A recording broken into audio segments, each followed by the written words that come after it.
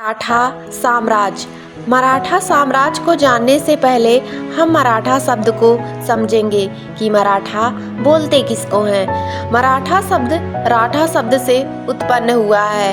राठा का मतलब होता है पठारी क्षेत्र, जिसमें अरब सागर का कोंकण तट, खानदेश, बरार, यम्पी का कुछ हिस्सा, हैदराबाद का 1/3 भाग, इन सभी क्षेत्रों को मराठावाद कहा जाता था। इसी मराठावाद क्षेत्र की भाषा हुआ करती थी मराठी। अब सवाल उठेगा कि मराठी ही क्यों, तो चलिए जानते हैं। जब मुगल उत्तर भारत में शासन कर रहे थे तो मुगलों की भाषा फारसी हुआ करती थी। उस समय उत्तर भारत में फारसी का चलन बहुत ज़्यादा बढ़ गया था और उर्दू भाषा भी चलन में धीरे धीरे आने लगी थी। मान लीजिए कोई एक किसान है और उसको फारसी भाषा में कोई जमीन के कागज का टुकड़ा दिखाया जाए तो क्या वह समझ पाएगा? जी नहीं। इस लैंग्वेज के आधार पर भी बहुत सारे फ्रॉड किए गए। समझ लीजिए कि फारसी भाषा को लोगों पर थोपा गया। इसी समस्या को छत्रपति शिवाजी महाराज ने महाराष्ट्र में देखा। महाराष्ट्र में भी धीरे धीरे फारसी का चलन होने लगा था। जब उन्होंने वहां की जमीन को नपवाई कि ये जो अधिकारी हैं ये बेवजह वसूली तो नहीं करते, तो उन्होंने सबसे पहले यही तय किया कि जो भूमि के कागज होंगे वो फारसी में तैयार न होकर मराठी में तैयार होंगे।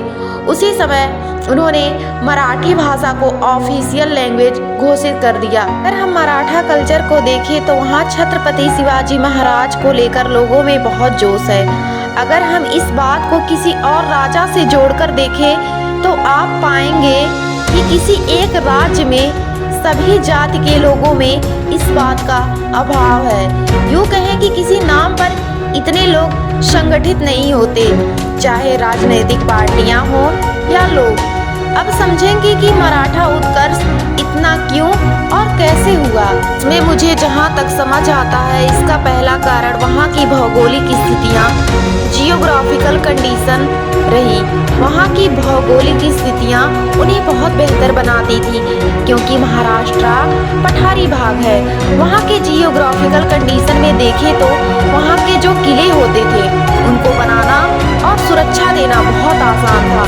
लेकिन अगर कोई बाहरी व्यक्ति जाए उन किलों पर आक्रमण करने तो इन किलों को जीतना उतना ही कठिन था। यह भी एक विजय का कारण बना। दूसरी चीज 15वीं और 16वीं शताब्दी के भक्ति सुधार आंदोलन। जो भक्ति सुधार आंदोलन महाराष्ट्र में चला उसने वहां पर सामाजिक और धार्मिक सुधार किए। सोशल रिफॉर्म आप किसको कहते हैं जरा सोचिए। अगर आप अच्छे नागरिक हैं, यदि आप थोड़े से चिंतक हैं तो जरा बताइए आज समाज में जो एक दूसरे से दूरियां हुई हैं इस व्यवस्था के कारण हुई हैं, तो आप एक शब्द में क्या कहना चाहेंगे? तो जहां तक मुझको समझ में आता है वो रही जाति व्यवस्था, जिससे शायद आप लोग भी सहमत होंगे। इसने लोगों के दिलों में एक गैप क्रिएट किया। जब भक्ति आंदोलन चला तो सामाजिक सुधार हुए जिसमें ज़्यादातर ऊंच नीच की भावना को खत्म किया गया। भक्ति सुधार आंदोलन ने सामाजिक गैप को कम किया और इसमें महाराष्ट्र के संत कामयाब रहे। महाराष्ट्र में राजनीतिक सुधार बाद में हुए, सबसे पहले सामाजिक सुधार हुए ताकि सभी संगठित हो सके। उन्होंने इस बात को सिद्ध कर दिया। कल आपको यदि किसी विदेशी शक्ति से लड़ने की जरूरत महसूस हुई तो ऐसा तो नहीं होगा यदि उसका नेतृत्व किसी अन्य जाति का व्यक्ति कर रहा हो और आप कहें कि ये तो हमारी जाति का व्यक्ति नहीं है तो इस संघर्ष में हम इसका साथ नहीं देंगे। तो आप यूनिटी कैसे दिखाएंगे? उन्होंने फिर सारे महाराष्ट्र को एकता के सूत्र में बांधा। महाराष्ट्र का एक एक गांव मुगलों के खिलाफ किला बनकर खड़ा हो गया। तीसरा कारण साउथ इंडिया में हिंदू मुस्लिम संतुलन, इसको समझेंगे। उत्तर भारत में आक्रांता आए, भारी तबाही मचाई और औरंगजेब कितना क्रूर शासक था पूरा देश जानता है। ऐसी स्थिति आ गई थी कि औरंगजेब के समय में उत्तर भारत में हिंदू मंदिर बहुत सीमित संख्या में रह गए थे। वही बचे थे जो कहीं गलियों और कोनों में थे। दूसरा, इन्होंने अपनी भाषा फारसी पर बहुत जोर दिया, वो लोगों पर थोपने का प्रयास किया। इसी से लोगों में इनसिक्योरिटी का भाव आ गया। यह स्थिति उत्तर भारत में थी, लेकिन दक्षिण भारत के लोग जानते थे ये स्थितियां दक्षिण भारत में भी हो सकती हैं। आप किसी घटना के हो जाने के बाद में सतर्क होंगे या आप पहले किसी हो चुकी घटना से सीख लेकर सतर्क हो जाएंगे। दक्षिण भारत और महाराष्ट्र के लोगों ने चुना ये उत्तर भारत में घटित हो चुका है तो हमारे यहाँ भी घटित हो सकता है। इससे अच्छा है कि हम सभी लोग संगठित हो जाएं, एक भाषा के तले ही संगठित हो जाएं या एक ड्रीम के लिए ही संगठित हो जाएं। वह ड्रीम था स्वराज। चौथी चीज, औरंगजेब का धर्मांध होना। उसको सिर्फ सुन्नी मुसलमानों का फिक्र था, उसको शिया मुसलमान का भी कोई ज़्यादा फिक्र नहीं था। तो वह बाकी जाति का क्या ख्याल रखेगा। इससे क्या हुआ, यह सब बातें जब महाराष्ट्र की जनता में पहुंची तो उन्होंने सोचा अब हमें संगठित हो जाना चाहिए। ये था बैकग्राउंड। अब हम मराठा साम्राज्य को समझेंगे। मराठा साम्राज्य सिसोदिया वंश से संबंधित था। छत्रपति शिवाजी के राज्याभिषेक के समय बनारस के एक पंडित गए थे जिनका नाम दुर्गा भट्ट विश्वेश्वर था। वह उस समय के प्रकांड विद्वान हुआ करते थे। उन्होंने ही शिवाजी को उनकी वंशावली के बारे में बताया था।